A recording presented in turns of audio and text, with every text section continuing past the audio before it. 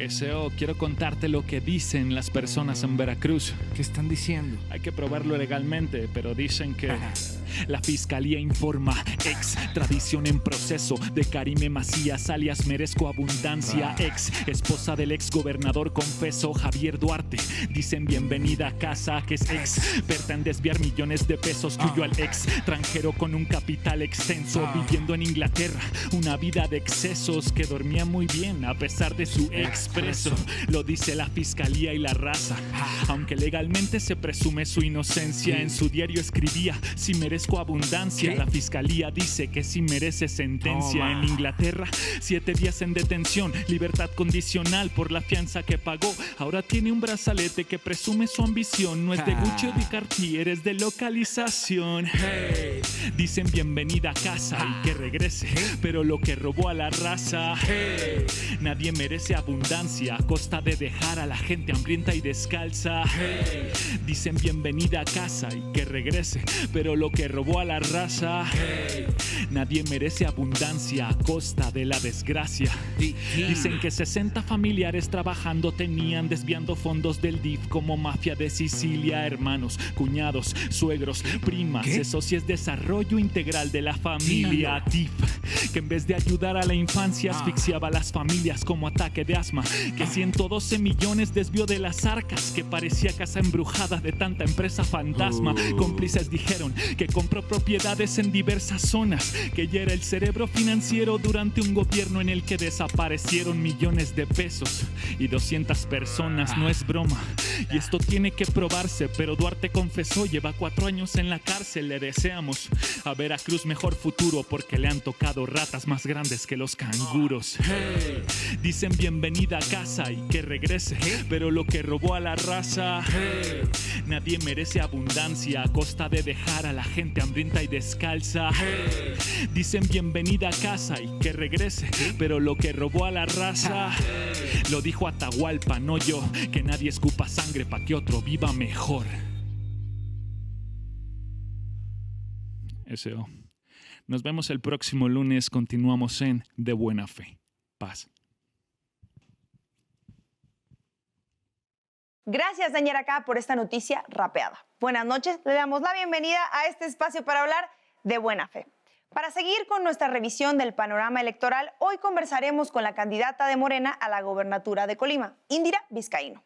Indira es una de las candidatas más jóvenes a nivel nacional para ocupar un gobierno estatal. Sin embargo, ha desempeñado cargos tanto en el ámbito legislativo federal como en Colima, donde fue presidenta municipal de Cuauhtémoc y secretaria de Desarrollo Social del Estado. Además, hasta hace poco fue coordinadora de los programas de bienestar federal en Colima, por lo que puede decirse que tiene un conocimiento amplio sobre la situación de la entidad. Cabe destacar que el contexto en el que viven las y los colimenses está determinado en buena medida por la inseguridad y la violencia, pues aunque este no es un problema exclusivo del Estado, sí tiene mayor incidencia. Ejemplo de ello es la tasa de homicidio, que aproximadamente es 3 veces mayor a la escala nacional. Es igual de preocupante la problemática que se enfrenta en el puerto de Manzanillo, el más importante del país en términos comerciales, donde el control de grupos criminales ha propiciado olas de violencia y una permanente sensación de incertidumbre. ¿Cuáles son las expectativas a futuro para el estado de Colima? Para comentar estos temas, vayamos con Indira Vizcaíno y con Gibran.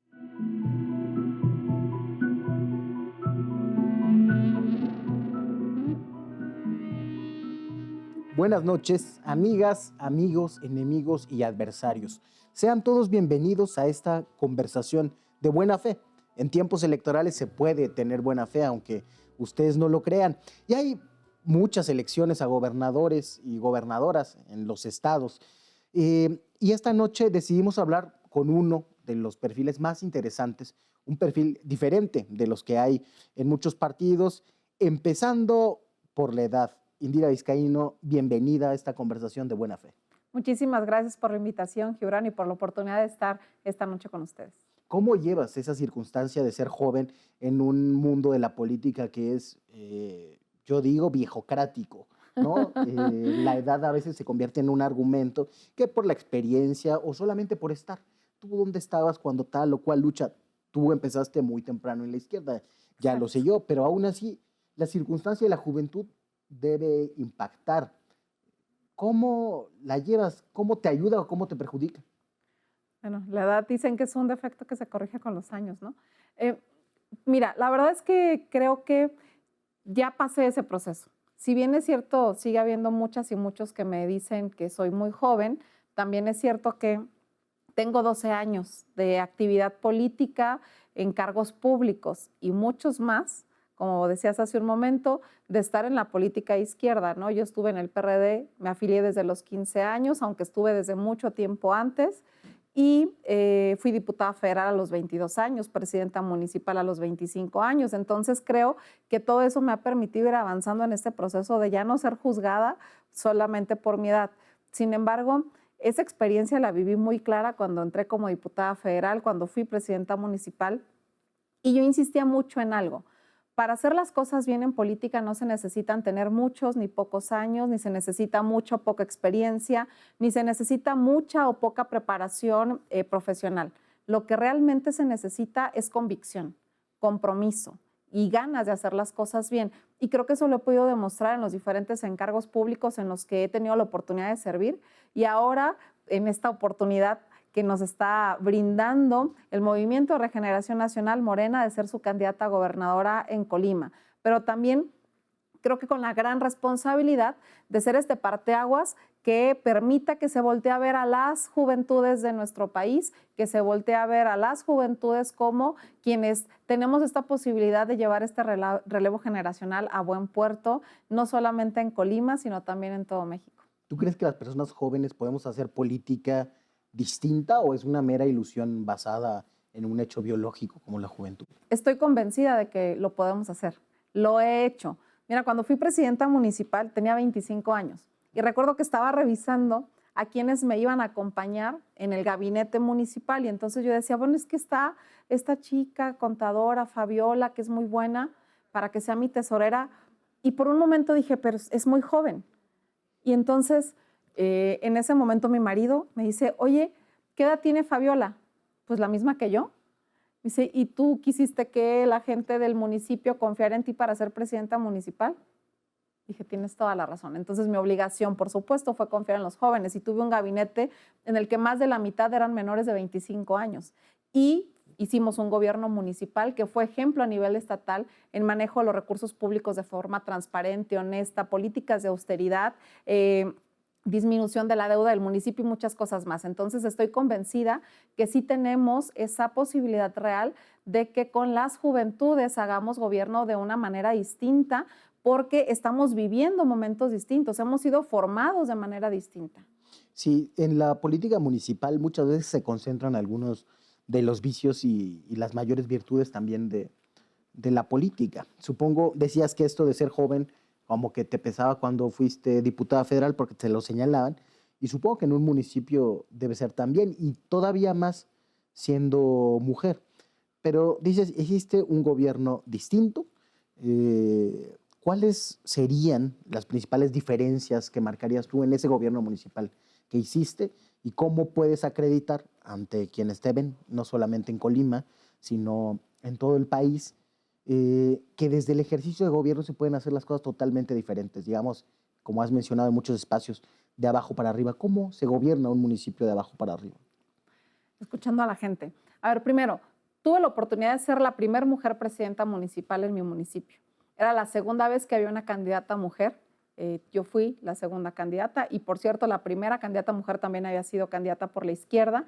Tuvimos la oportunidad de vencer a la mafia del poder en el municipio, de vencer a la hegemonía de un partido, de vivir la alternancia en el municipio de Cuauhtémoc. ¿Por qué digo que hicimos las cosas distintas?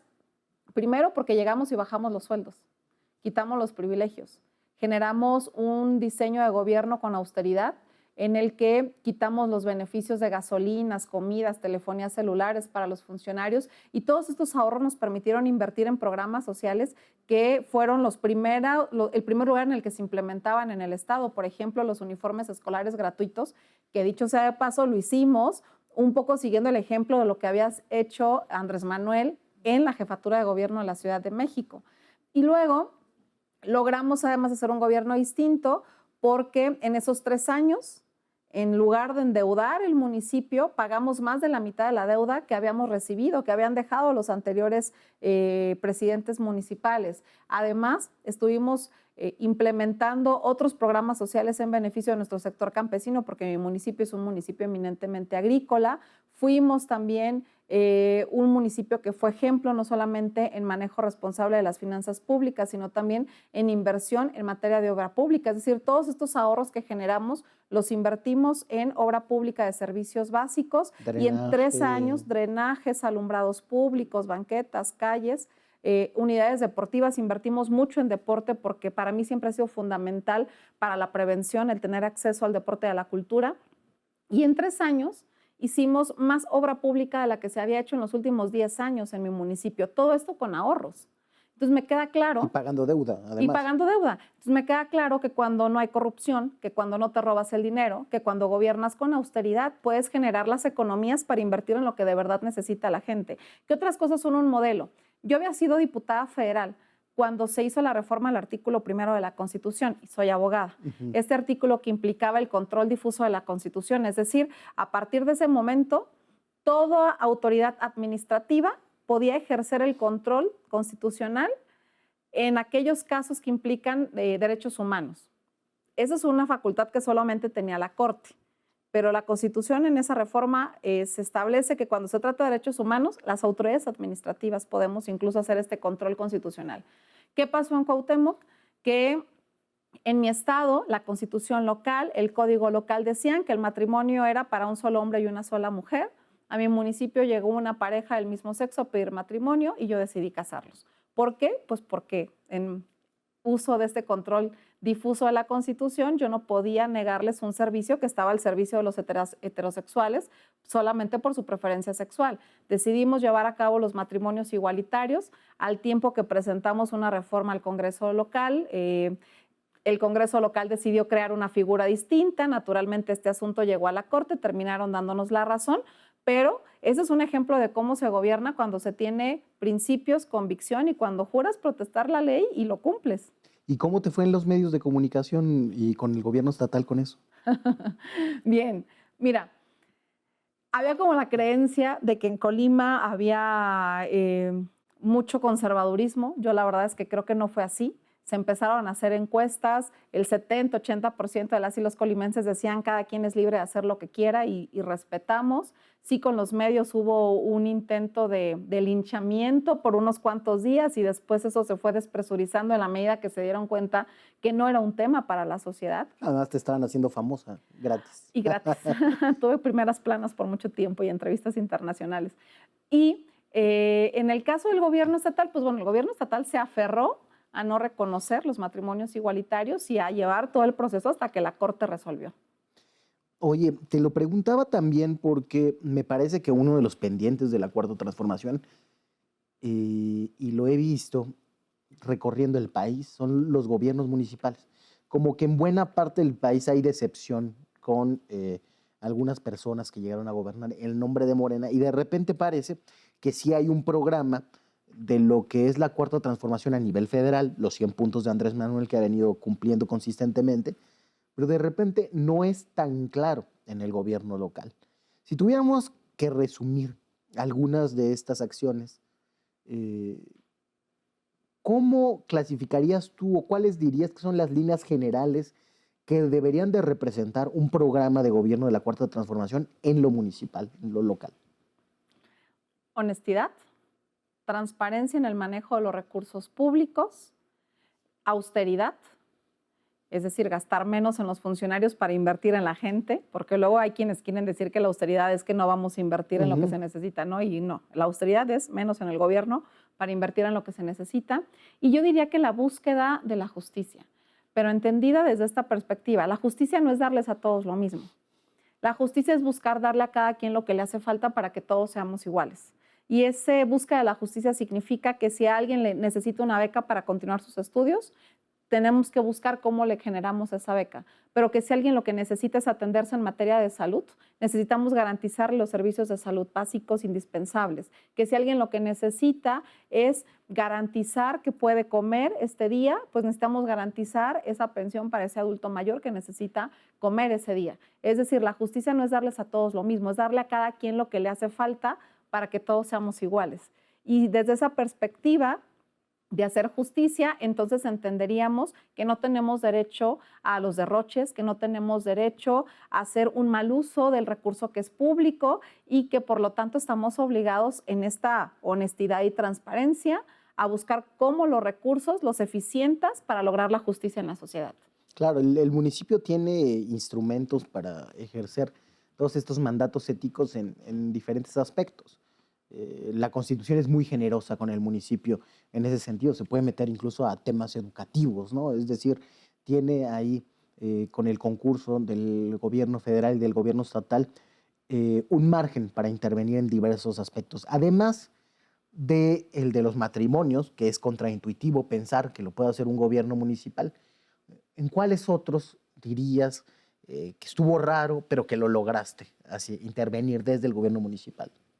Bueno, en términos generales, creo que tuvo que ver también con este mensaje claro de la transparencia y de la austeridad, porque fuimos el único municipio que nunca pidió no solo prestado, ni siquiera un adelanto de participaciones. Fuimos el único municipio que pagamos siempre puntualmente todos los sueldos, salarios, compensaciones, prestaciones, aguinaldos de las y los trabajadores. Fuimos el único municipio del estado en el que se generó una inversión de obra tan importante. Y creo que todos estos rubros, el tema de los uniformes escolares, te decía, entregamos uniformes escolares gratuitos a todas las niñas y niños de preescolar, primaria y secundaria del municipio, con esta visión de queremos que nuestras niñas y niños lleguen a la escuela y se sientan que todos son iguales y se sepan que todos son iguales. Y desde esta perspectiva fuimos generando todo este entorno de acercar también otras actividades como actividades artísticas y culturales. Entonces, me parece que hay muchas cosas desde las que se pueden incidir en el municipio y mandar este mensaje claro de cómo en un municipio tan chiquito como lo es Cuauhtémoc, en Colima, que de por sí Colima es chiquito. ¿Cuántos habitantes tiene Cuauhtémoc? 30,000 habitantes. Sí, es chiquito. Haciendo un uso adecuado de los recursos públicos, fuimos un ejemplo a nivel estatal y fuimos un ejemplo a nivel nacional. ¿Y solo con austeridad o también recaudaste mejor impuestos? ¿Cobraste más predial? Lo que pasa es que es una consecuencia lógica, fíjate, ese es otro de los retos. Cuando las personas ven que tú estás utilizando adecuadamente sus recursos, van y pagan. Y eso lo vimos desde el primer año. Había tanta confianza en este gobierno que el primer año incrementamos en más de un 20% la recaudación de nuestros prediales y de los servicios de agua potable y drenaje. Y al siguiente año igual. A pesar de que siendo mi municipio un municipio eminentemente agrícola, dependiente de la caña de azúcar, del cultivo de caña de azúcar, y que ese año se había caído el precio del azúcar, a pesar de eso, la gente iba y pagaba sus impuestos. Los productores empezaron a pagar el agua. Así es, empezaron a pagar el agua y el predial. Y yo creo que esa es una consecuencia de cuando ven que los gobiernos están utilizando bien el dinero, cuando generan la confianza de que sus impuestos serán bien retribuidos a la sociedad. Entonces, creo que ese es el reto que tenemos ahora los gobiernos de Morena, ¿no? Así como se está logrando a nivel nacional, así como seguramente este es un ejemplo de muchos que debe de haber también en gobiernos municipales, pues ahora tenemos que llevarlo a los gobiernos estatales y no hacerlo la excepción, sino que ahora sea la regla, que la regla sea tener gobiernos transparentes que den esa confianza a la sociedad y que por lo tanto la sociedad retribuya con el pago de los impuestos. Me llama mucho la atención esto del agua. ¿Dirías entonces que los empresarios, aún los empresarios agrícolas, muy dados, digamos, a malas prácticas en buena parte del territorio nacional, prefieren un buen gobierno en lo municipal y pagar sus impuestos que un mal gobierno que les permite dejar de pagar? Bueno, lo que pasa es que estamos hablando de campesinas y campesinos, de pequeños productores, en el caso de mi municipio, no estamos hablando de grandes empresarios agrícolas, ¿no? Pero yo diría que sí, que incluso los empresarios, cuando comprenden que un gobierno honesto retribuye en beneficio de la sociedad, entonces también están dispuestos a hacerlo. El tema es que se logre mandar el mensaje de lo importante que es cumplir adecuadamente con los impuestos y de cómo incluso hasta estos empresarios terminan siendo beneficiados de que no haya corrupción, de que no se les chantajee para poder participar en una licitación, de que no tengan que andar dando moche para poder ser escuchados y tomados en cuenta. Al final del día entiendo que es una cultura de muchos años que tenemos que deconstruir, pero si se pusieran a pensarlo de manera detallada, se darían cuenta que el combate a la corrupción es en beneficio de todas y de todos. Vamos a ir a un corte y seguiríamos conversando con Indira Vizcaíno, candidata a la gubernatura de Colima.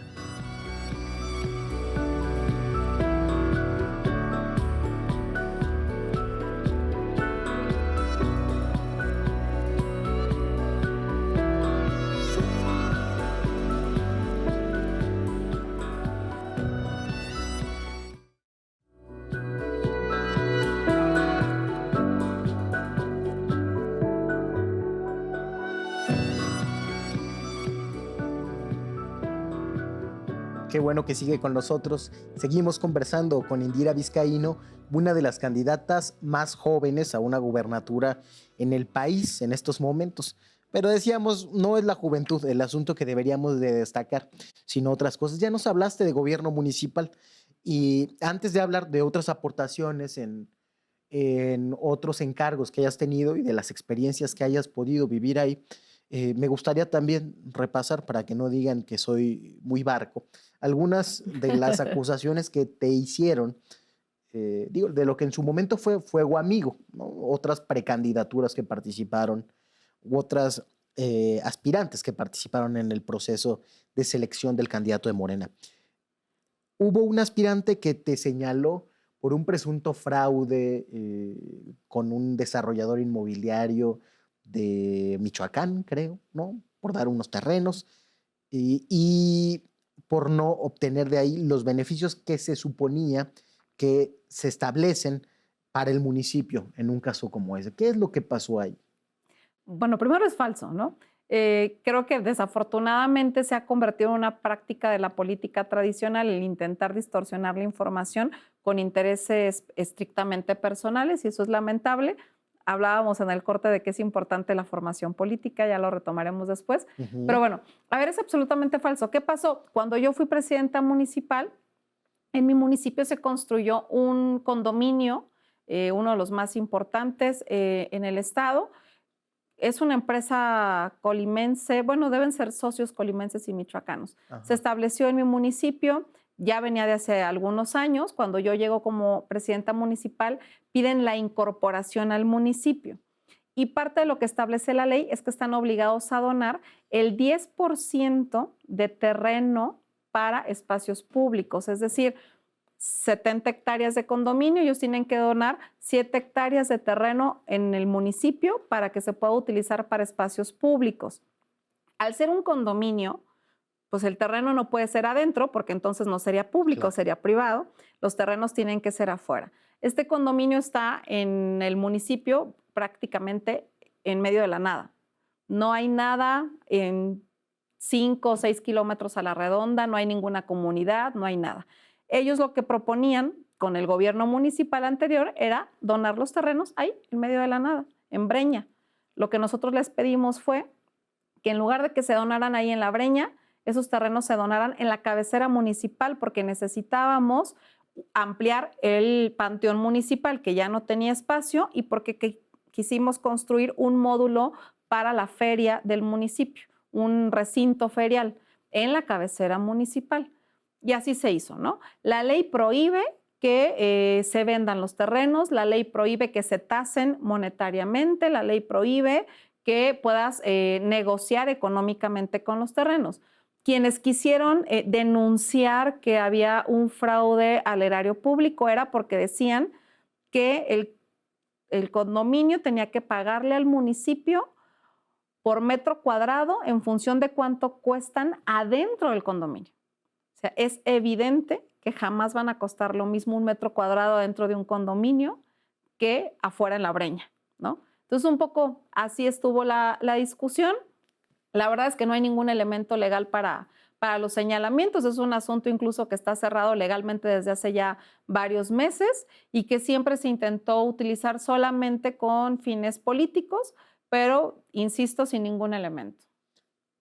Te escucho y la verdad es que a veces incluso molesta que la política sea una profesión ingrata para los que la hacemos de buena fe.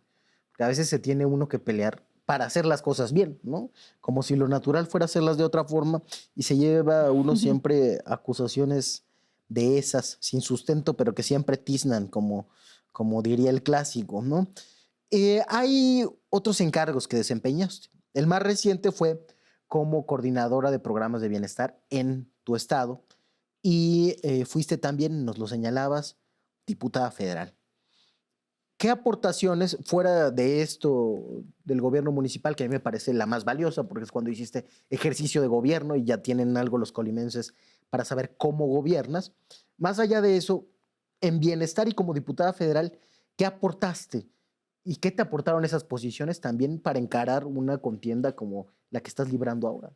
Mira, como diputada federal, que fue mi primer encargo en el 2009, a los 22 años, aprendí muchísimo. Crecí muchísimo, conocí la política, tuve que aprender también a defenderme, a demostrar de lo que era capaz, porque en aquel momento éramos muy pocas mujeres en la Cámara de Diputados y además joven, tenías que demostrar tu capacidad a cada paso que dabas, ¿no? Entonces creo que fue la parte en la que forjé mi carácter, en la que tuve la oportunidad de mostrar mi capacidad y en la que también aprendí cómo desarrollarme en el ambiente político, además en la esfera nacional. Hicimos una serie de iniciativas, de propuestas en beneficio de jóvenes, mujeres y demás. Claro que desde la izquierda, en un momento en el que teníamos menos de 70 diputados, era difícil que estas cosas avanzaran. La única iniciativa en la que participé, que logramos que trascendiera, fue para quitar la prescripción de los delitos de violación, porque antes prescribía este delito. Entonces, si tú padecías como víctima una violación y no querías denunciar y te atrevías a denunciarlo 10 años después, ya no podías, porque ya el delito estaba prescrito. Entonces, bueno, creo que fue una de las acciones más importantes. Después fui diputada federal ahora en el 2018, pero estuve solamente 3 meses porque me incorporé a la Delegación de Programas para el Desarrollo. Y creo que ser delegada de Programas para el Desarrollo es el mejor trabajo que he tenido. Es un espacio en el que pude vivir de cerca, de manera directa, cómo puedes cambiarle la vida a alguien simple y sencillamente dándole una oportunidad. Te tocó censar a la gente que iba a estar en los programas de bienestar y después regresar, digamos, a hacer la distribución de cada uno de esos programas. Supongo que lo hiciste en todo el estado. Pero además de eso, hubo una reforma en la Ley Orgánica de la Administración Pública Federal que no logró nunca implementarse en su totalidad. Se suponía que ya no iba a haber delegados de otras entidades de la administración pública y que ustedes iban a ser superdelegados. Así les dicen todavía en la prensa, pero hay quien sostiene que tú sí lo fuiste, que tú sí ejerciste. Pues depende, desde qué perspectiva se quiera ver. Digo, yo solamente me dediqué a bienestar, a garantizar que los programas sociales llegaran a donde tenían que llegar, a que se hiciera este censo para garantizar que estaban tomados en cuenta todas y todos los que cumplían con los requisitos y también a garantizar que recibiesen su tarjeta los beneficiarios, porque además es una parte importantísima que a mí me gustaría resaltar. Hay una enorme diferencia de cómo se manejaban los programas sociales antes y cómo se manejan ahora. Antes, por eso se prestaba al clientelismo y demás, porque había una dinámica en la que los funcionarios un poco hasta podían decidir, ¿no? Qué sucedía y qué no. Y citabas a las personas para entregarles los apoyos y los citabas y los veías con cierta frecuencia y hasta tenía cierta...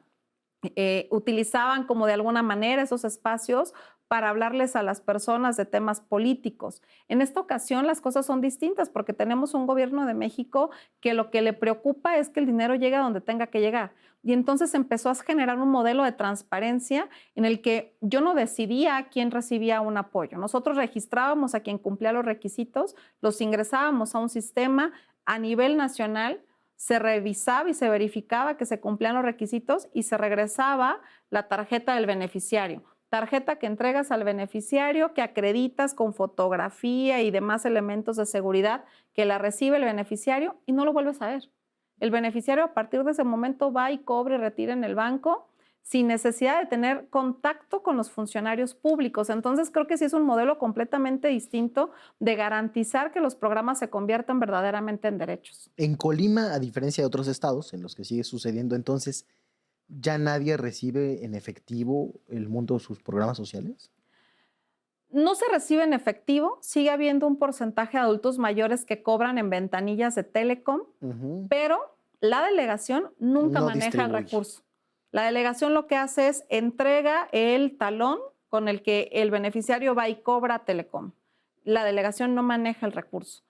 Y este proceso de bancarización de los adultos mayores, que es el que nos ha costado más trabajo porque es el padrón más grande, ha avanzado de manera significativa. Yo estoy convencida que en nuestro país, en un par de años, tendremos al 100% de los beneficiarios bancarizados. Esa es una excelente noticia porque eso sí cambia radicalmente el modelo de política social como lo mencionabas. Ahora me gustaría preguntarte otra cosa con la que te siguen mucho los medios de comunicación. Política de bienestar no solamente la hiciste en el gobierno federal, sino que también en el gobierno estatal participaste. En un gobierno, digamos, del partido del autoritarismo que no se ha podido todavía quitar por los votos en Colima, que es todavía uno de los enclaves autoritarios del país. ¿Cómo se puede articular esta gran épica que encabezas de que puedes lograr por fin, una mujer joven, la alternancia en un estado que no la ha vivido con esa participación previa de un gobierno priista? Porque en los gobiernos no se es de ningún partido. En los gobiernos se es gobierno. Los gobiernos no son partidos políticos. En el gobierno actual ¿El gobierno estatal, actual no es priista? yo fui invitada a formar parte de la Secretaría de Desarrollo Social justamente por mi experiencia en desarrollo de programas sociales en un gobierno que presumía que iba a ser incluyente, que era un gobierno en el que había presencia de diferentes formas de pensar, bajo un compromiso de que respetarían mi militancia, mi ideología, mis principios, y que entonces se me pidió hacer una proyección de una política de desarrollo social. La verdad es que no me arrepiento, porque pude además conocer el gobierno desde dentro y sé dónde están las fallas. Presenté un desarrollo de política social, solo me permitieron hacer un programa que fue un programa muy parecido a lo que ahora es el crédito a la palabra que maneja el gobierno de México. Es una cosa muy, muy, muy similar, pero nosotros lo diseñamos para madres solteras, adultos mayores y personas con discapacidad que tenían sus propios negocios, y la verdad es que funcionó muy bien, fue el único programa que me dejaron hacer, y después decidieron que no era cierto, ¿no? Que no se iba a permitir esta libertad de pensamiento, el respetar mi ideología y mi filiación partidista, porque en una visita de nuestro ahora presidente a Colima, yo era secretaria y pues fui al evento de nuestro ahora presidente, ¿no? Y pues naturalmente eso Claro, no nunca gustó. renunciaste a tu militancia obradorista, No. ni morenista, ni nada por el estilo. No, para Te nada. asumieron como, digamos, si estuvieran construyendo un gobierno de coalición, como si hubiera esa figura Pues lo parlamentaria. intentaron, ¿no? Lo intentaron con la intención también de legitimar el gobierno que estaba en ese momento. Ahora, yo entiendo que, y fue un proceso complicado para mí tomar la decisión, porque pasó por un momento por mi mente decir no a la invitación, porque me iba a afectar en mi carrera política. Es decir, yo fui consciente cuando tomé la decisión que iba a ser un tema que me iban a criticar por mucho tiempo. Pero en ese proceso de análisis, de toma de decisión, digamos que la diferencia la hizo cuando pensé, a ver, ¿y en dónde puedes ayudar más a la gente de Colima? ¿Siendo secretaria o no siendo secretaria? Y si dices que no lo haces solamente por tu interés personal de mantenerte impoluta, y entonces te importa más tu personalidad y te importa más tu presencia y te importa más tu carrera política que lo que puedas hacer por Colima. Y entonces en ese momento decidí que no. Decidí que si yo tenía la oportunidad de hacer algo por Colima, estaba obligada a hacerlo. Y por eso no me arrepiento. ¿Y en qué circunstancias renunciaste al gobierno? Pues cuando después de este único programa que me dejaron hacer, decidieron que todo el presupuesto de la Secretaría de Desarrollo Social se iba a otras secretarías, y que entonces en ese momento entendí que yo ya no le ayudaba a Colima, que yo le hacía un daño, porque mientras yo estuviera en esa secretaría, mientras a mí me siguieran viendo como una rival política, entonces no iba a haber desarrollo social en Colima. Y yo ya le estaba haciendo daño a Colima. Y en ese momento decidí renunciar a un año del gobierno. Pues sí, desde luego que no está uno para ser florero y que ese cálculo de la congruencia personal es siempre delicado. ¿Cuándo está uno ya demasiado adentro para decir que basta de resistir desde adentro y hay que cambiar a la oposición más frontal? Pero bueno, ese fue tu cálculo. Vamos a ir a un corte y vamos a regresar con tus propuestas para Colima.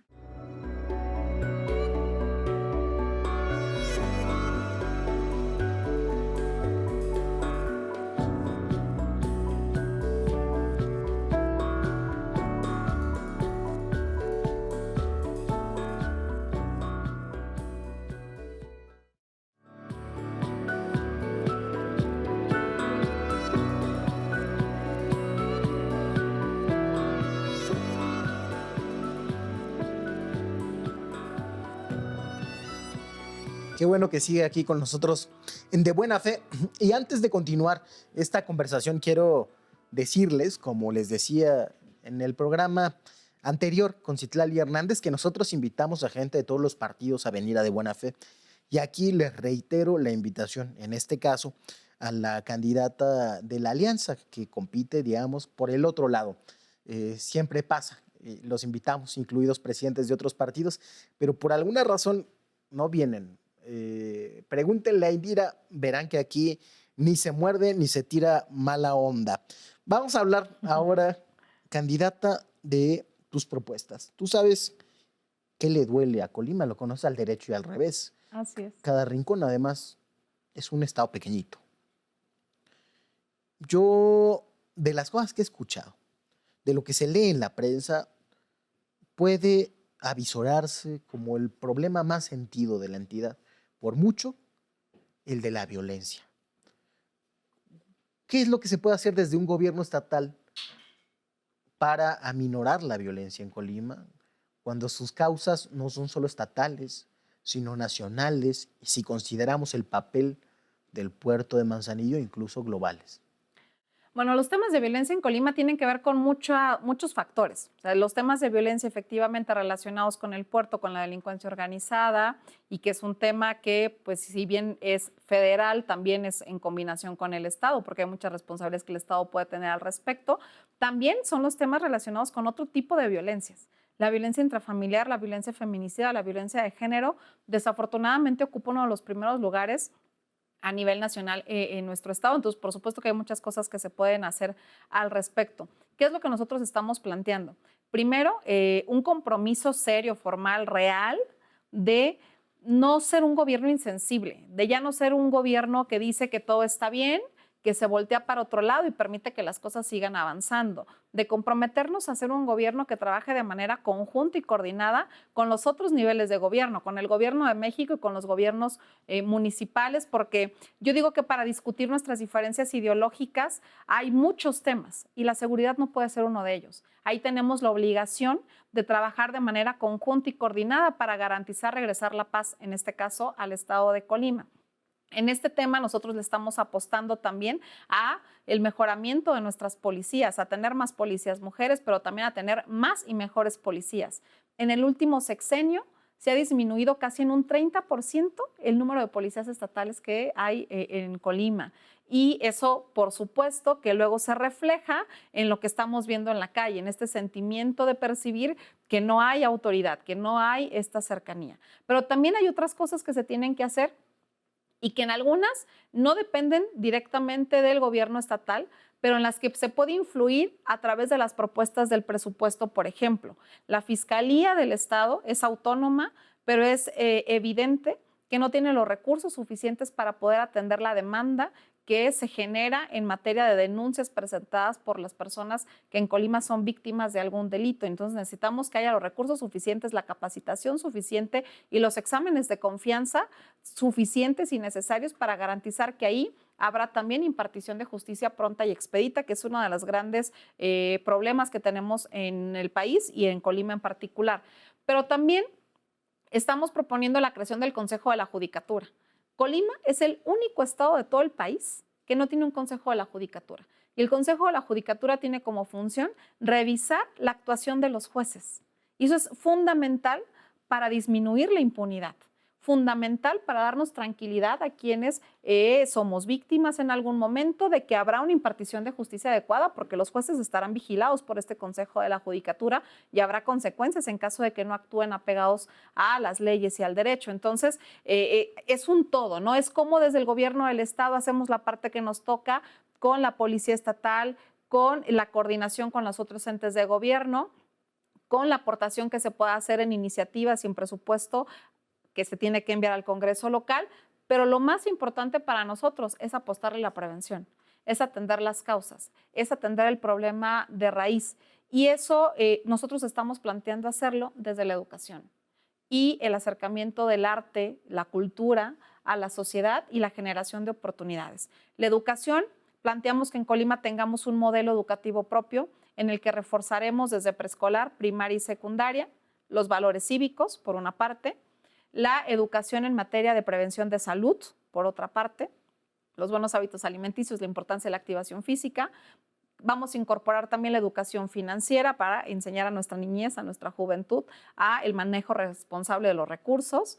Vamos a llevar también la educación en materia de medio ambiente y de los recursos naturales. Y vamos a llevar también la educación en materia de tecnologías. Nuestro reto es que la educación pública en Colima sea una educación de calidad, que esté formando ciudadanos en los que recuperaremos este sentido de comunidad, de solidaridad, de respeto, de igualdad y de no violencia, de promoción de una cultura de paz. En esto que mencionabas, lo primero, lo de la gestión de las fuerzas policiales, ¿tuviste alguna experiencia en el municipio que te permita ver más o menos por dónde? ¿O es tan chiquito que no es un buen laboratorio para...? Bueno, sí tuvimos una experiencia, porque con todo este proceso de austeridad y de ahorros, lo que hicimos fue duplicarle el sueldo a nuestros policías, contratar más policías, cambiarles los horarios para dignificarles y profesionalizarles. Es decir, un policía que trabaja 24/24 y que no tiene seguro de vida y que gana poco más del salario mínimo, ¿cómo le exiges que vaya y ponga el pecho por toda la sociedad?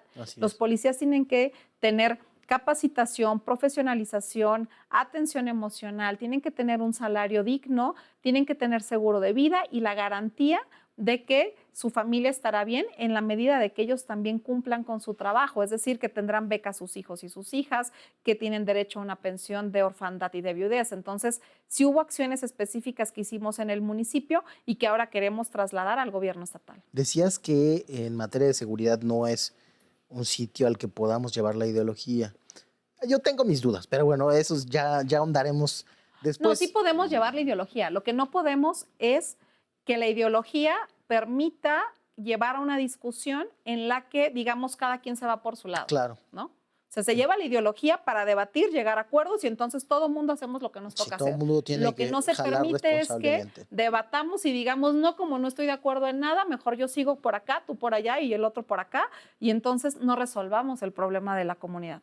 Pero te lo decía más bien porque pienso que hay otros temas en los que sí es mucho más claro que la vocación ideológica determina.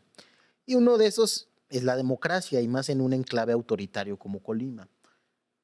Todo el aparato del Estado y buena parte de la sociedad está anclado a esos resortes autoritarios que tocan no solamente a los funcionarios, mencionábamos ya a la policía, pero que tocan incluso estructuras que usualmente son consideradas benignas en toda sociedad, como la Universidad del Estado, una serie de entramados que cambian en cada entidad. ¿Cómo harás para generar este cambio democrático en la sociedad colimense? Tenemos que generar una cultura de formación. Por eso nosotros hablamos de que la educación va a ser un pilar fundamental para nuestro gobierno. Mira, muchas veces me han dicho, oye, ¿cuál quieres que sea tu legado? Digo, no quiero que sea la gran obra de infraestructura que se convierta en un monumento al ego y a la corrupción. El legado de este gobierno será hacer una revolución de conciencias en Colima en el que vamos a recuperar la comunidad y en el que le vamos a dar los elementos a la sociedad para que nunca más permitan que regresen esos gobiernos autoritarios. Y eso lo vamos a hacer con los comités vecinales, con una reforma a la ley de a las leyes estatales de nuestro municipio, para poder integrar estos comités vecinales de manera democrática, para que sean verdaderas figuras de enlace con el municipio y con los gobiernos estatales, para garantizar que vamos a estar escuchando a la población permanentemente. De vez en cuando será seguramente a través de consultas, pero con una relación constante y permanente con la comunidad, y entonces darles estas herramientas a la sociedad colimense para que tengan la certeza de que la decisión estará siempre en sus manos y que ellos definirán qué tipo de gobiernos quieren en el futuro, y que ellos podrán también participar de la fiscalización, de la transparencia, de la rendición de cuentas que tendrá que tener los gobiernos en nuestro estado. Es que no es poca cosa, si como indican las encuestas, ganas tú la elección, después de un siglo vas a inaugurar la opción pluralista, y supongo que hay mucha expectativa al respecto. Te lo preguntaba también por eso. Me gustaría tocar ahora otro tema, nos queda ya poco tiempo, así que sí puede ser breve para que pasemos a otro. Es el desarrollo económico. Colima ha sido en diversas etapas de la historia del país una entidad boyante en lo económico por esa actividad agrícola. No se ha distinguido por ser una de las entidades más pobres del país, lo cual es una buena noticia. Pero no solo el lastre de la violencia, sino el dominio de pocos grupos, la disminución de las condiciones para tener competencia económica, habrán afectado por allá también. ¿Cómo piensas tú relanzar el desarrollo económico de Colima en medio de esta circunstancia tan complicada? Son 3 pilares fundamentales. El primero para nosotros es confiar en la gente. Y confiar en la gente lo traducimos en 2 líneas. La primera tiene que ver con el campo. Vamos a crear una banca rural para que esté al servicio de nuestras campesinas y campesinos, y una serie de programas para permitirles que vuelvan a hacer producir la tierra, pero para que el gobierno se convierta en este vínculo que les garantice un precio justo a sus productos, y no en lo que han sido ahora como casi los intermediarios que van y los ponen al coyotaje y al mejor postor, sino todo lo contrario, con las empresas rurales, con la creación de centrales de abastos y con los vínculos comerciales con hoteleros, restauranteros, etcétera. En confiar en la gente para nosotros también está esta generación de una banca que impulsará a las micro, pequeñas empresas, a los jóvenes que quieren emprender un negocio, a las madres solteras que quieran emprender un negocio, y que contarán con la confianza de este gobierno para acceder a capital semilla, que en algunos casos podrá ser a fondo perdido, y a créditos sin intereses para quienes quieran emprender estos negocios. Ese es el primer pilar, y entonces es ver también al campo y a las microeconomías como la base de la economía en el estado de Colima, y ya no como una área social estrictamente. El otro pilar es recuperar el turismo en Colima. Colima tiene una extraordinaria vocación turística. El turismo es una de las actividades económicas que más dinero ha generado en nuestro país, y desafortunadamente se ha descuidado en nuestro estado. Y el tercer pilar es el puerto. Tenemos que aprovechar mejor que tenemos el puerto más importante del país. Se nos acabó el tiempo, Indira. Muchas gracias por esta conversación. Usted y yo nos vamos a ver hasta el próximo lunes, pero quédese aquí que todavía falta La Mala Fe con Estefanía Velos.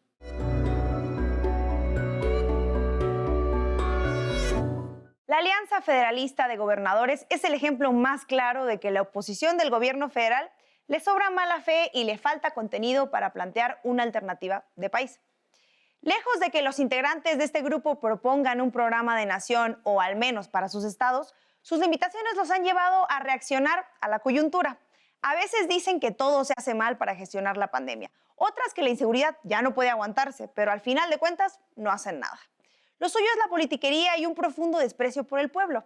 Y si se tiene duda de esto, veamos lo que hizo el gobernador de Michoacán, Silvano Aureoles. ¿Qué duda puede caber con esta demostración de odio? Ante la incapacidad de Aureoles por controlar el derrumbe de la paz en su estado, agrediendo de manera directa a un profesor que se manifestaba contra la violencia en Aguililla, sus impulsos le llevaron a empujar e intimidar con su equipo de seguridad a una persona que solo pretendía hacerse escuchar para que se haga algo por la tranquilidad de su comunidad. El asunto ha continuado hasta días recientes con represalias en contra del profesor, al que el propio Silvano Aureoles acusó de ser miembro del crimen organizado, pero también reteniendo su pago sin justificación. La escena no solo retrata a Silvano, sino a la alianza de la que es fundador, toda vez que así como se le ha señalado de financiar con dinero público a empresas privadas de periodismo entre sus compañeros, hay otros casos de corrupción, uso de violencia para imponer medidas sanitarias, vinculación con organizaciones criminales y promoción de grupos que han tomado instalaciones federales estratégicas. Más allá de lo que digan en sus montajes mediáticos, las acciones de estos personajes los desnudan, ponen al descubierto sus verdaderas motivaciones y el menosprecio llano por la gente de abajo.